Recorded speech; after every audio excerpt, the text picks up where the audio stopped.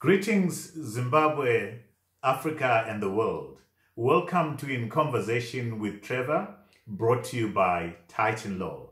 I go beyond the headlines and beyond the sensational. Today, I'm in conversation with Makho Ndlovu, New York-based TV host for Amazon Live, The Wendy Williams Show, and Essence Now. Enjoy this lively conversation.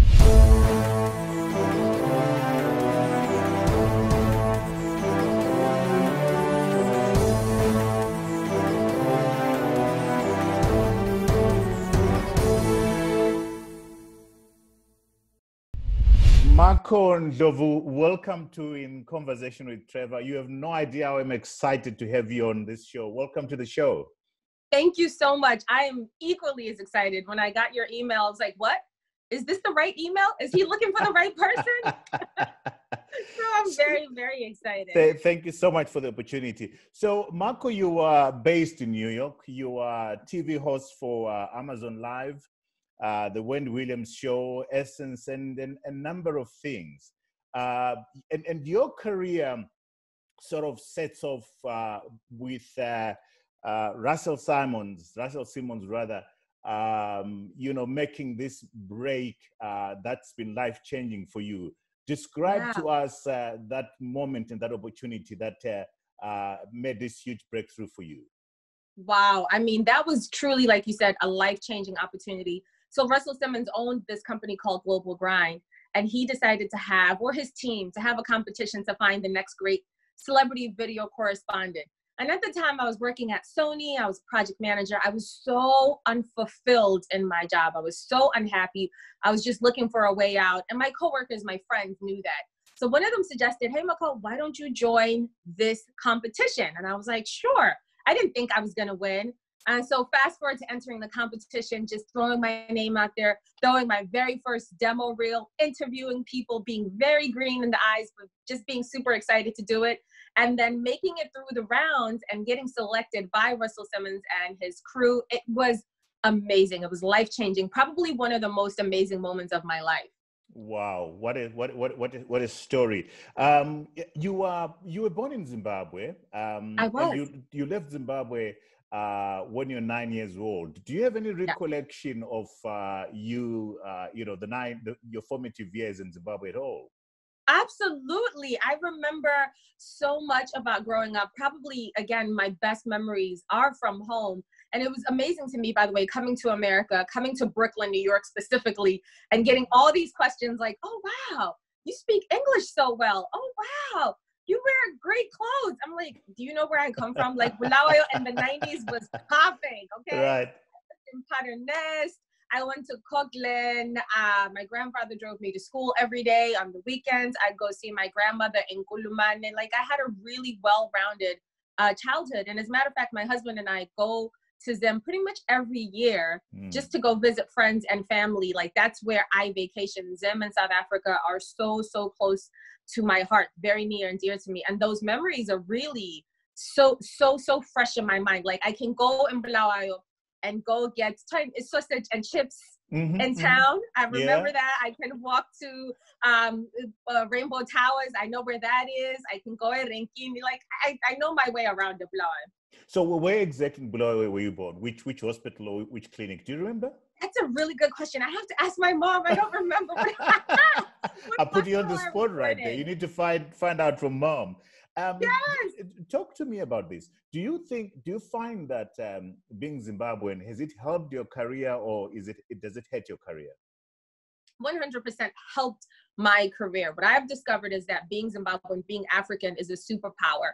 It's what makes me different. So when I go into auditions and they call the names, they're like Trevor Smith, Carl Jenkins, and then Makho Ndlovu. Wait, who is this? First of all, they don't know how to say it 99% of the time, but then it starts a conversation. So I'm always memorable, but it's not just about being memorable, it's about delivering.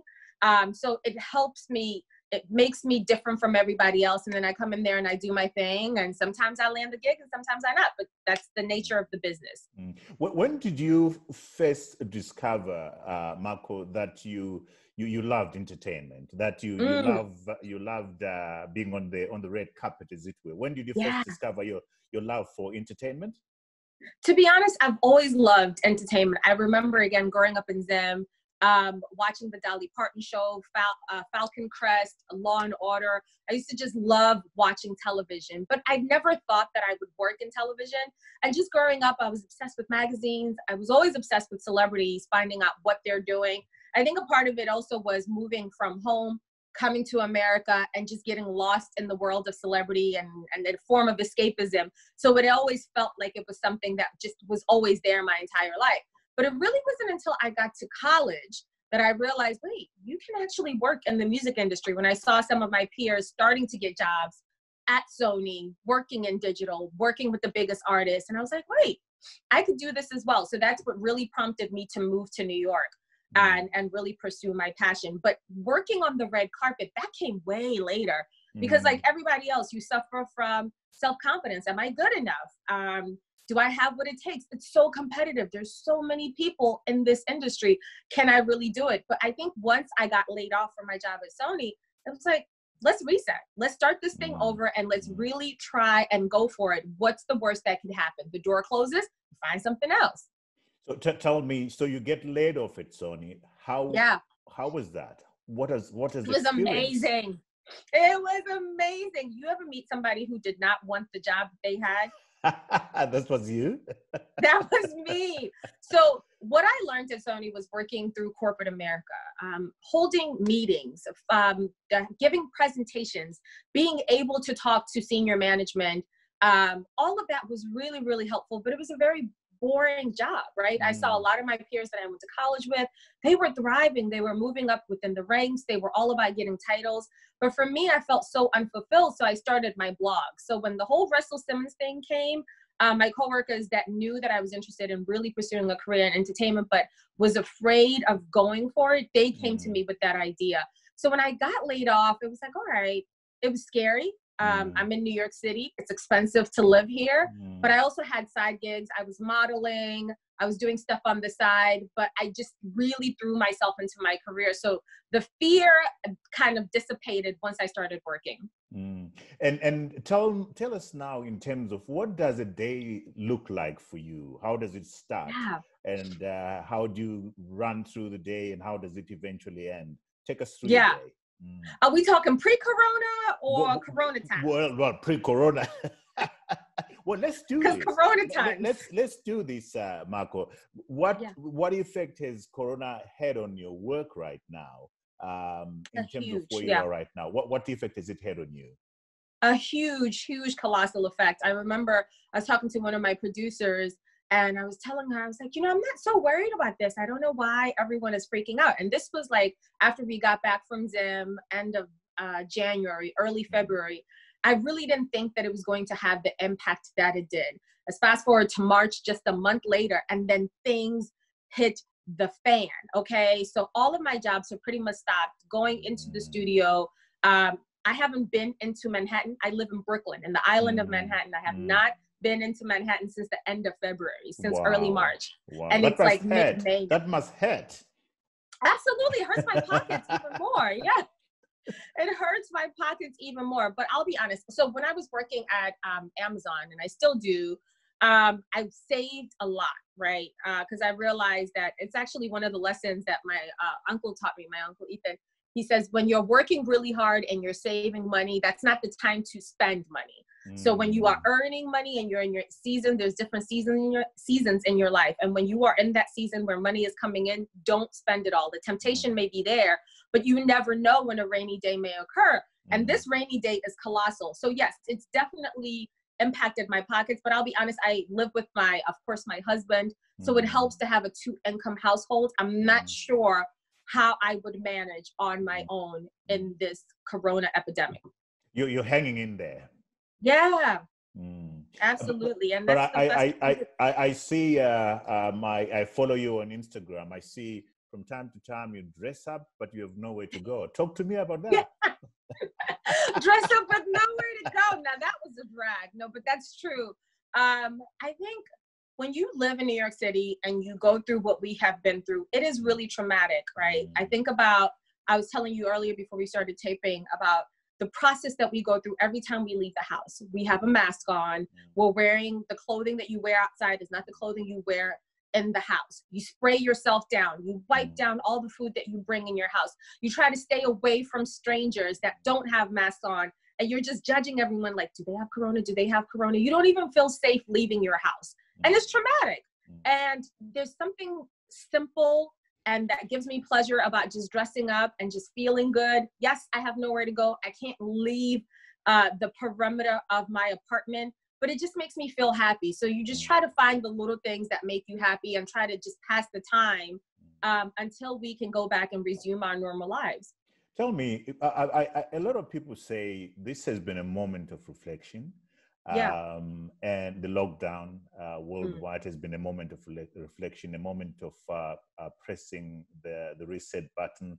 Are there any things that have come to you during this moment of reflection that you look and say, for me, life is not going to be ever the same again because I'm going to change things going forward? Is there anything that you've reflected on and has made that kind of impact to you? Absolutely. I think one of the biggest things is living in New York City. We are all accustomed to living in small, tight places. That's just the nature of the place we live in. And these places are very expensive, right? So we live in Brooklyn and we just have an apartment, my husband and my sister and I. And one of the things that I crave now is a backyard.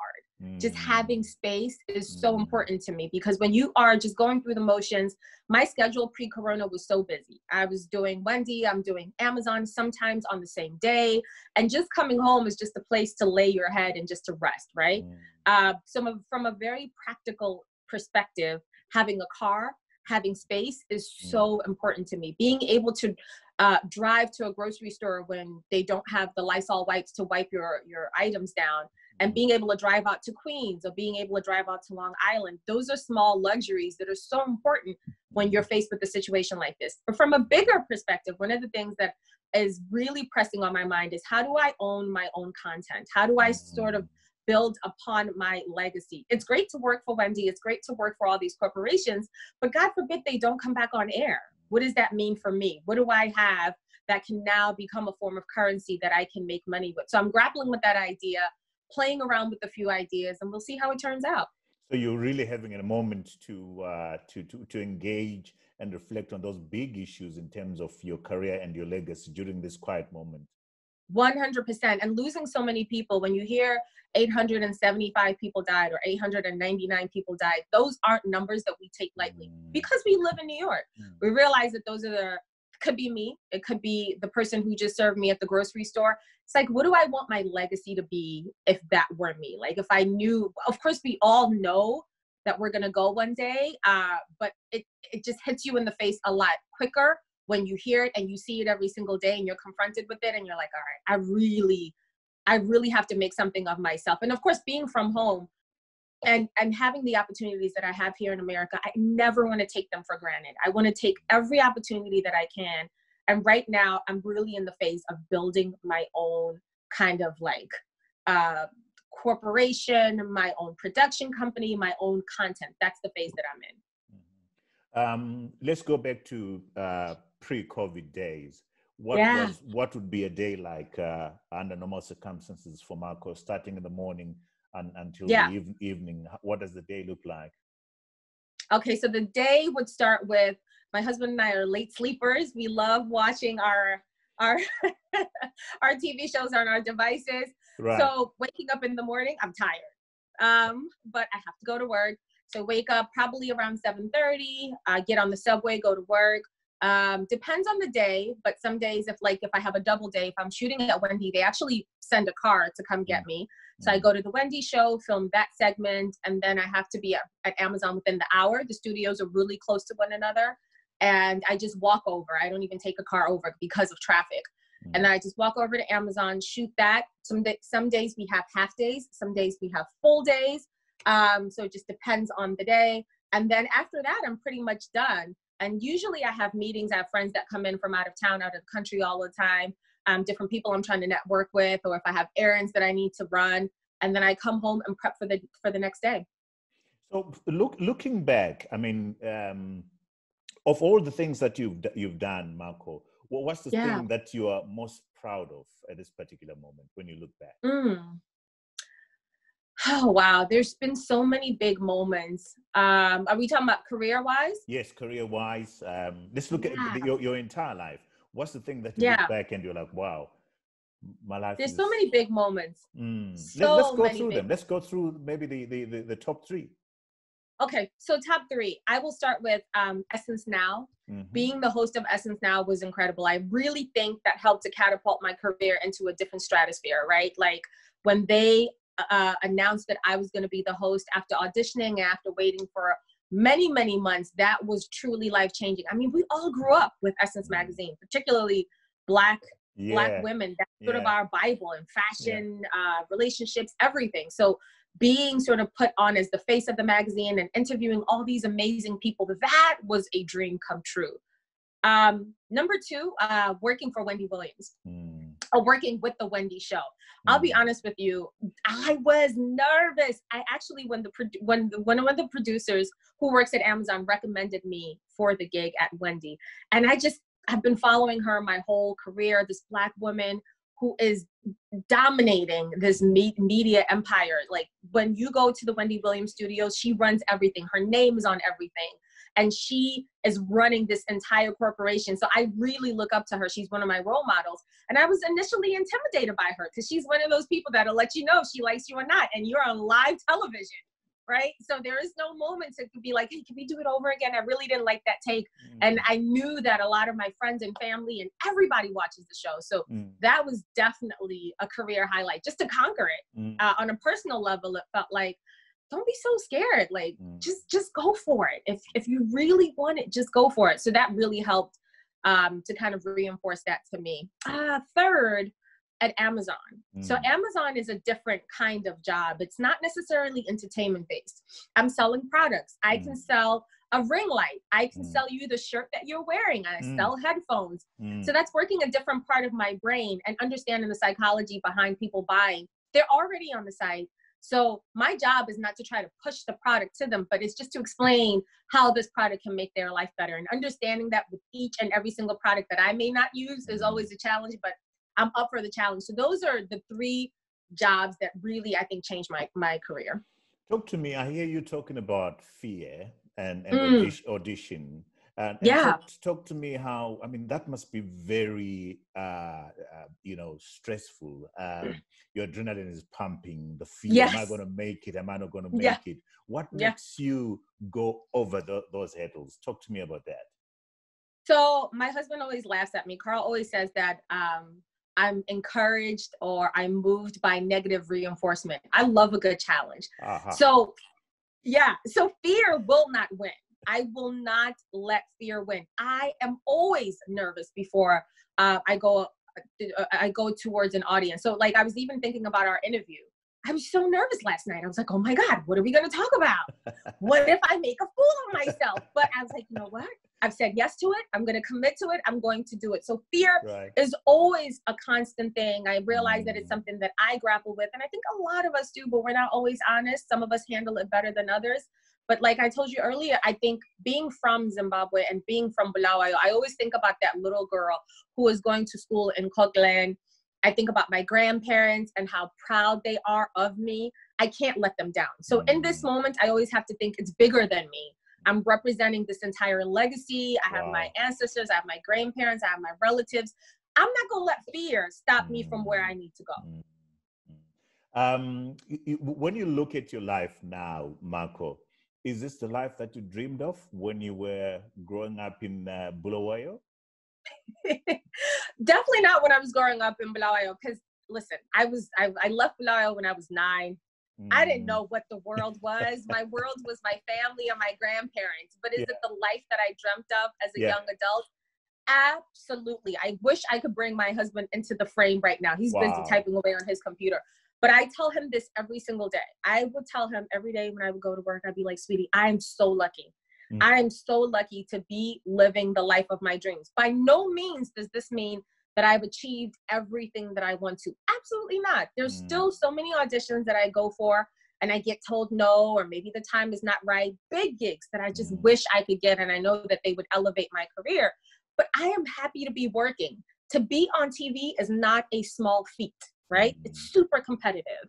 It's very difficult to work in New York City as a host, as a working host. So I realized that I am so lucky, and I credit that to the relationships and to the earth angels that help to sort of put me in the right rooms at the right time, that champion my name when I'm not there. I'm so grateful to those people. Relationships are everything. So I was going to ask you, what do you think is the biggest contributor to your success? Because where you are right now, a lot of people kill to be where you are right now. What's been the biggest contributor to where you are? There's a couple of things. I've been in this since 2012, and having worked through for 8 years, right? We're in 2020 now. I've experienced so many career highs, so many lows. There's been many times where I wanted to quit. But I think part of it has been being honest with what my skills are at the level that I'm at, and continually working to improve that. So one example was, like, I was super intimidated of reading the teleprompter. I never went to a hosting class. I think I took one workshop, and that was it. So I had to learn on my own. So what I would do is I would listen to newscasters, listen to anchors, and those that I liked and that resonated with me. I would listen to what they said, listen to their tones and the way that they sort of spoke. Then I would write down and transcribe what they said, and then I would try to read that back, but try to do it in a Makho way, in my own voice.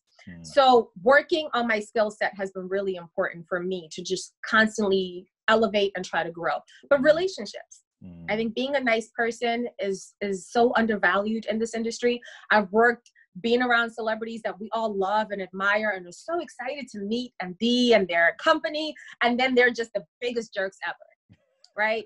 And it's just so disappointing, right? So I never want that to be anyone's experience with me. And it's really important to be a nice person, and that's paid off, because then people feel confident they can introduce me to their networks and other people that they work with, because they know that I'm always trying to work hard where I fall short, and that I'm going to be a good person. I'm going to be nimble and flexible and really try to fulfill whatever it is that they need. Tell me, does being a nice person come effortlessly with you, or you make an effort?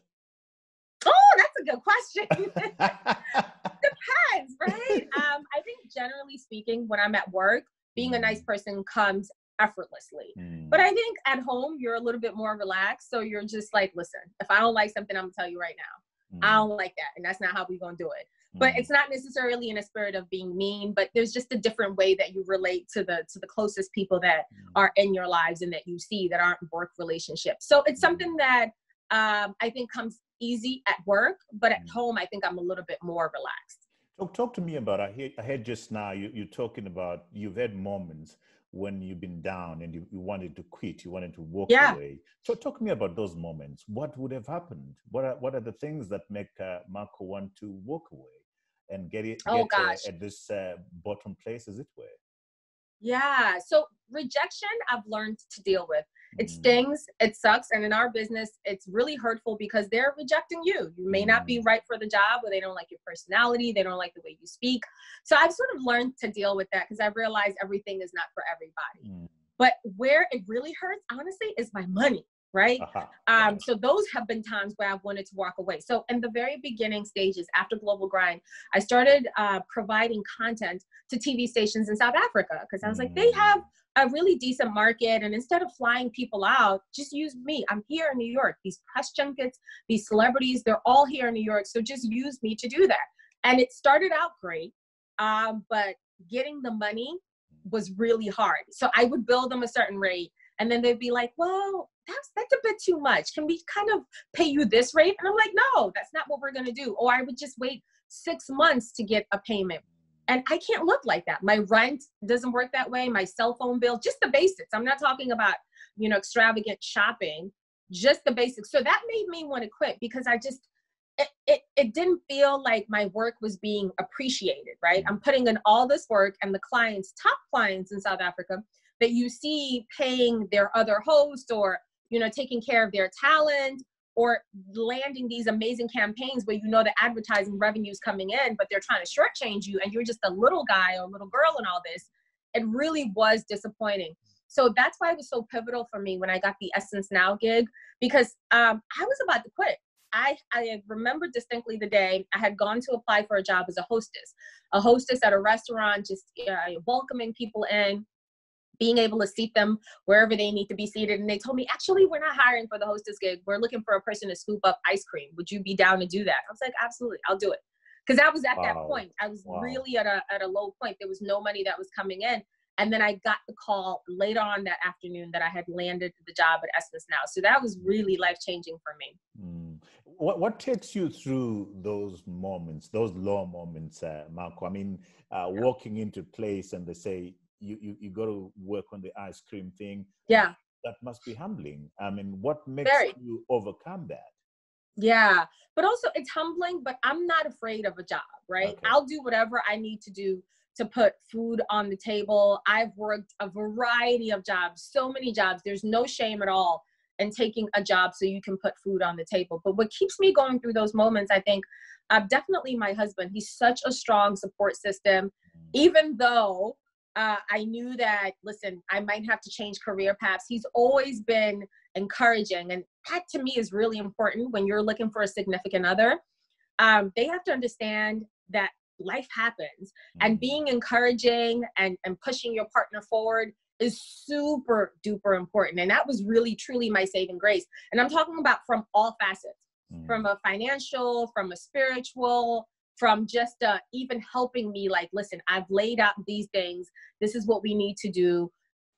I need you to do this so we can move your career forward. And so he's really helped. And of course, my mom is also very supportive. There were times when my mom was like, listen, I don't know if this is going to work out. Just come home to Indiana. Y'all can have a nice house. You guys can be fine. Of course, she wants the best for her daughter. But I think my husband being with me every single day and seeing how much work I was putting in, he was really giving me that support system to keep going. Let's talk about your husband. You got married in 2015 after 10 years of dating, hey? Am I right? Yeah. Oh, yeah. Quite a long time of dating. So you guys know each other very well. So we do. Has marriage turned out the way you expected? Has it surprised you?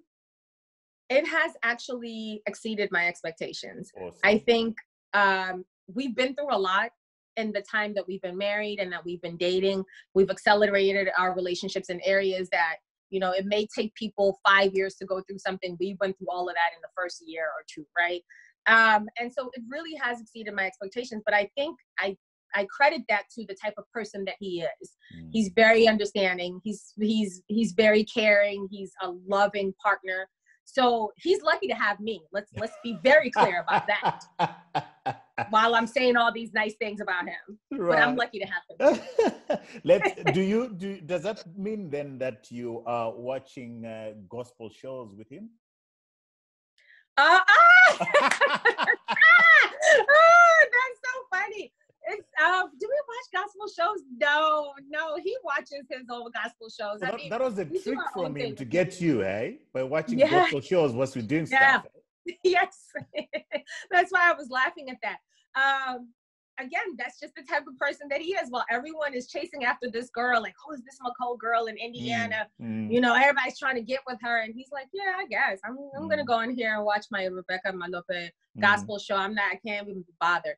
And so when I walk into the room, I'm expecting like a big reaction, like, hey. And he's like, hey, what's up? He's cool. He's cool. No. So of course that made me more intrigued, and hey, here we are years later. Fantastic. Let's talk now about your mom. You call your mom your BFF. What has she been to you? What has she taught you about life? My gosh, my mom is my rock. She is my everything. Let me tell you a story. A few days ago, I was going to the grocery store and I was buying eggs. Now, everything you know in New York is super expensive. Eggs are like $5.99, $6.99, almost $7 for eggs. And mom was like, eggs are $7. I'm going to send you guys some groceries because that's just too expensive. I'm a grown woman of a certain age, and my mom still sends us trash bags. She still sends us expensive stuff that is in New York. And we're like, no, Mom, we can afford it. We can buy it. And she's like, I don't want you guys spending all this money. So my mom truly has been my everything, from bringing me here to America to, you know, just being a really great support system, not just for myself, but for my siblings as well. And I've just seen her go through many life situations, whether it's being a single parent, having a successful business and then losing it and then having to start all over again.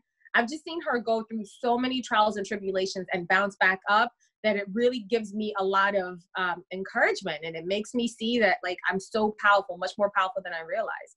Are you still co-owning the fashion shop that you put together, you and the mom, and how is it doing? Yeah. So again, one of the trials and tribulations of life, you know, that business unfortunately had to be shut down earlier this year. Retail was just not going the way that we expected it to go to. So that's sort of been put on pause. But that was a learning experience as well. You know, working with family is not always the easiest thing, but that was my mom's passion. And so my job really was to support her and make sure that we made her dream a reality. And now we've had to shift. And so hopefully we can bring it online, because I think sort of buying stuff in stores is kind of hard, and definitely now for a lot of people. Tell me, for a lot of young women across the continent, in South Africa and Zimbabwe, who look up to you as a role model, what would and want to be on the world stage where you are right now, what advice would you give them? Wow. I think there's so many things that I would say to them, but I think the first and foremost thing is just being honest about what it is that you want to do, being honest and very clear about what you want to do. I'll get a lot of people that'll ask me and be like, oh, I want to be a model. Can you give me steps into how to do that? Because I did a little bit of modeling early on in my career as well. And it's like, okay, well, what kind of model do you want to be?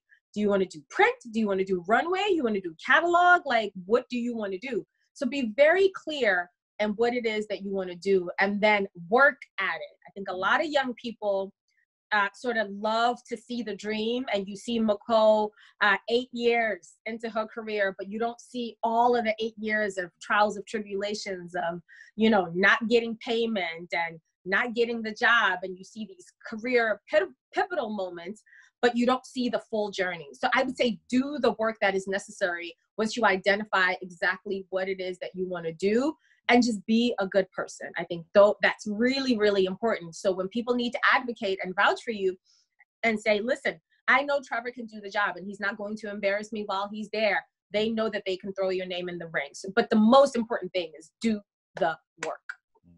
Makho, is there anything that has surprised you about yourself? Anything that has surprised me about myself? Well, how stubborn I am. I'm always surprised by that, but I think that kind of works for me, right? You're right. I'm surprised by it because I think it's helped me in my career, because I've never, even when I wanted to give up, I'd still keep going. And so that has always helped me. That's always been a benefit for me. But what else has surprised me about myself? To be honest, I think being here in this moment, right?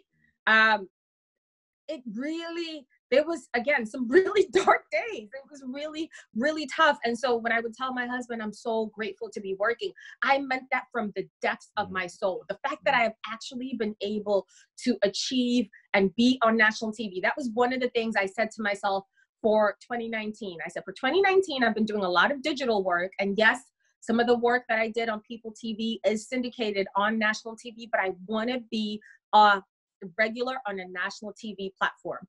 And when I actually did it, I was kind of surprised. Wow. I put it out there. I let people know that I was interested in doing it. But again, of course, that fear is always in the back of your head, that when it actually happened, I was like, wow, I did it. And I'm so, so happy. Nothing in the world feels better than actually achieving your dreams. It's like euphoria. It's the best feeling ever. Do you have a mentor, Makho? Do you have somebody that you fall back on to pick yourself, to pick you up?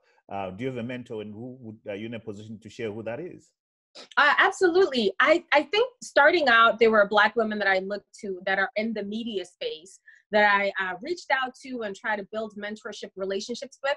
But here's what I discovered with getting a mentor. One is that everyone's path, especially in entertainment, is not the same. So yes, you can give me advice and you can tell me how you did it, but it may not necessarily work for me. And I remember I had a conversation with someone that I was potentially trying to seek out. to be a mentor. And I had a big meeting in LA, and I know that she worked with the network. And I asked her about it, and she essentially told me, she was like, yeah, it's probably not going to go anywhere. Meaning that that meeting with me and the corporation that I was, the network that I was meeting with in LA wasn't going to go anywhere. And that crushed me because I just was so surprised that this person that I had laid all my hopes and dreams on, that I hope that would give me the advice to really propel my career, kind of was like, yeah, no, this isn't going to go anywhere. So for me, the idea of mentorship kind of ended right there and then. There are people that I look at, and I look at their career trajectory. I find material about them and I learn from their journeys, but I really just try and focus on myself and do the work that I need to do so I can get the jobs that I need to get. Somebody said I should ask this. Are you on speed? Are you on speed dial with Trevor Noah, Oprah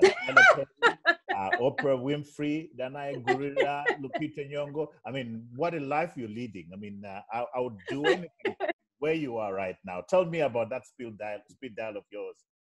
Let me tell you, the only person I got on speed dial is Jesus. Wow. That's it. That's amazing. That is it. Talk to me about that. So honestly, you are spiritual in a way. Oh, 100%. I never would have made it, as the song says, without, my prayer and really holding that near and dear to me. Listen, my job is my job, but it's not who I am. Yes, it's a core part of what makes me, but it's not the totality of who I am. So when I'm working, I'm not really trying to be friends with these people. I have a job that I need to do. So I'll give you an instance. When I'm on Wendy, it's not like we get to chat and I get to rehearse with her and talk to her beforehand. No, I rehearse with somebody else. And when we're on air, that's literally the first time that we've seen each other all day, right? So it's a job. When I'm on the red carpet and I'm interviewing Danai, yes, of course, I always let her know how proud I am of her, that she's Zimbabwean and that I'm Zimbabwean and that she's killing it. And I just try to pour into her. I know it's again a very small space, so to see two Zimbabwean women in these circles and these spaces is always amazing. But I don't have her phone number. I'm not really trying to be friends with her, and I credit that to coming into the industry a little bit older. I have my friends. I'm good with the network of friends that I have. I'm into building relationships. If the relationship happens organically, that's great. But I don't need to be friends with celebrities in order to do my job. What projects or issues are you passionate about in your work and in your life? I'm passionate about young women. Definitely, I want to do, and this is something, again, when we talk about legacy and we start to think about things and areas in our lives that we really need to pour a lot more work into, I think that's something that I need to do more work at. So young girls for me is something that I'm really, really passionate about, because I think when you're young, especially the preteen, teen years, a lot of things can go wrong. You can have people that just give you bad advice, give you bad information. If you're not getting that support system at home, or even if you are, you may veer off on the wrong path. I'm passionate about young African women, and I just need to find a way to really, really give back, especially in Zimbabwe.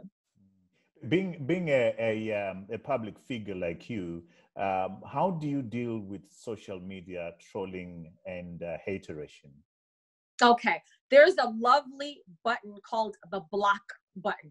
Blockity, block, block, block. It is very rare that I engage with social media trolls, because guess what? I really don't need your validation. I'm okay with where I'm at in life. If I have an opinion about an issue, yes, we may go back and forth a couple of times if I have time that day. And meaning, like, I may be doing nothing that day, but if I feel like engaging you, I might. But I really just block, because it's not worth it. 9 times out of 10, you would never say these things to me to my face, but you feel empowered because you're behind a keyboard, and I'm not going to give you that validation. So what I do is I block. Unless someone is really trying to have a fruitful conversation, it's not my thing to go back and forth. Has anything ever been said on social media or the media that has hurt you and stayed with you?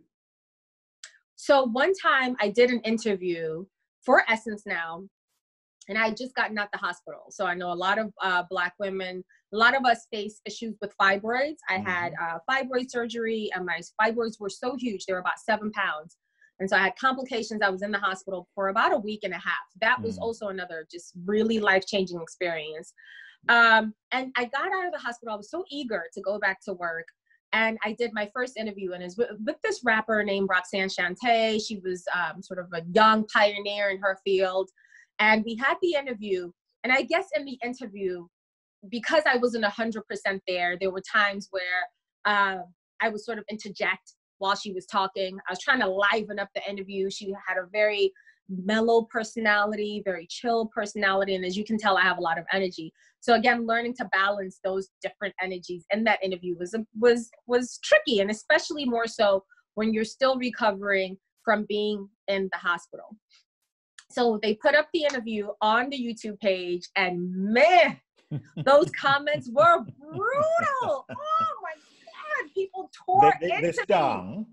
Ooh, they were like, this girl is rude. Who is she? How dare she talk to Roxanne this way? She'll never work again. I mean, they just were. And you know what? Some of them were right. And that was a teachable moment for me. My ego is never too big to be like, well, guys, I was sick. I had gotten out the hospital. I wasn't 100% there. That doesn't matter. That does not matter. The fact of the matter is, she had a more mellow personality. I should have met her where she was at. I should have let her talk and let her finish instead of trying to veer the conversation in the manner and the way that I wanted to, right? So yeah, that definitely hurt my feelings, because you know what? They were kind of right. And so I took that, and I realized that now in my interviews, I'm very much aware of how the person is that I'm interviewing with them. Of course, I'm always going to be myself. But if the interviewee is very relaxed and very chill, then I can't come in on 10. I have to meet them where they're at. Do you have a bucket list, and what's in that bucket list? I want to make lots of money. I want to be rich. I want to be rich. That's at the top of my bucket list. Wow. And well, listen, I know you know, but like being rich will buy you. It won't buy you happiness, but it'll give you options, right? It won't lead to happiness, as Oprah says. She says it can certainly lead to the path to happiness. If I want to build my mom a new house, if I'm rich, I could do that. If I want to go on vacation to the Maldives, post-corona, I can do that, right? If I want to build up a production studio, you get the idea. I can do that. So having money to me is really, really important. It's at the top of my list. Of course, then there's other things, buying a house, getting a dog, having babies eventually. Those are all things that are at the top of my bucket list. But I'm very, very lucky to say, and I don't take this lightly at all, I'm lucky to say that I've achieved some of the things that were on my bucket list. And we hear now, what will success look like for Makho in the next 10 years? I get a sense I'm talking to a media mogul here. What is success going to look like? Yes, let's bring that out into the universe. Makho, the media mogul. Oh, that sounds so good. What will success look like in 10 years? In 10 years, I will be in my 40s. I will be firmly into building that legacy stage of my life. Not building it, but actively working on it. And I think it's going to shift a lot more behind the scenes that I'll be doing. I don't necessarily want to always work and be tied with a major network or a TV show. All of that is great. It helps to build up your resume. But I want to do a lot more things that I can make money even while I'm asleep. It doesn't require me to be in front of a camera in order to make money. So whether that's employing other talents, having other people go out on my behalf, and again, just being able to do the things that I love, whether it's spending time with my family. But in 10 years, I want to be in a position to just do the things that I want to do. Not because I have to do them to pay the bills, but because I'm doing them just for the fun of it. Is there anything that you look back now and you regret? Something that you would want to rewind and erase? Yes, for sure. I wish I would have started out earlier. I think because, again, that self-doubt was always there. I waited to sort of build my career as a TV host until later in my life, which was fine because I think that helped as well, right? But looking back, a lot of my peers are way younger than me, which is great, right? Because then they are starting out at an earlier stage and we're at the same point and I'm a little bit older. So looking back, I probably would have studied broadcast journalism in school, right? I probably would have really cut my teeth working at a local TV station. I would have worked in radio. I would have done all of that. But then again, I always think, hey, a lot of the people that I auditioned with went to broadcast school, but that's not what people are looking for now. They're looking for real people that can read the teleprompter, that can deliver the news, deliver entertainment, but can also give their opinion. So would that have worked against me? So I always struggle with that a little bit, but yeah, I think that's the only regret in terms of my career that I have. I know I asked you this question off camera, which is, would you consider coming back home, Zimbabwe? Yeah. I think with the right opportunity, I would come back home. It would have to be something that makes sense, whether it's an opportunity I create or someone offers me a deal that I can't say no to. I would have to come back home. Being broke in New York is different, but being broke back home is also a whole nother beast to fight. So it would have to be something that makes financial sense to me.